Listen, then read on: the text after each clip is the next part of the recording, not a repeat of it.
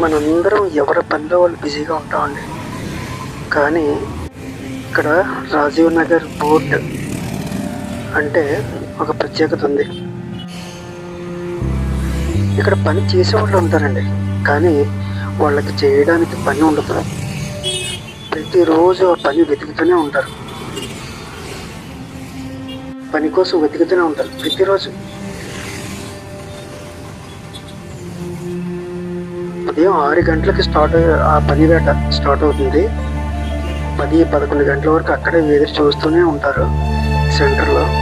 ఎంతమంది అంటే ప్రతిరోజు 100-150 మంది, 200 మంది వెయిట్ చేస్తూనే ఉంటారు. పనికి ఎవరైనా పిలిస్తే వెళతారు, లేదంటే మళ్ళీ తిరిగి ఇంటికి వెళ్ళిపోతారు. ఇక్కడ చూసారా, వీళ్ళందరూ వాళ్ళేనండి. ఎంత కష్టం అంటే ఉదయం క్యారేజ్ పట్టుకొని ఇక్కడికి వస్తారు, నిలుచుంటారు, ఎవరైనా పని పిలుస్తారేమోనని పని కోసం ఎదురు చూస్తూ ఉంటారు. మొత్తం దూరంగా కనపడదు. ఈ సెంటర్ మొత్తం వీళ్ళే, ఒక 200 మెంబర్స్ ఉంటారు. ఎవ్రీడే ఎదురు చూస్తూనే ఉంటారు ఇలాగా.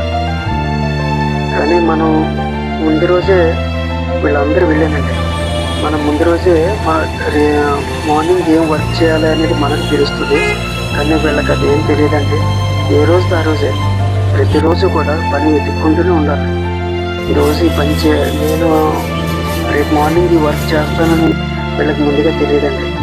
రేపు వెళ్ళి అక్కడి నించొని ఎవరైనా పని పిలిస్తే వెళ్తారు, లేదంటే లేదు. ఎంత కష్టం నిజంగా. మన భారతదేశంలో అలాంటి పరిస్థితి వచ్చిందండి ఈ రాజీవ్ నగర్ పోర్టులో.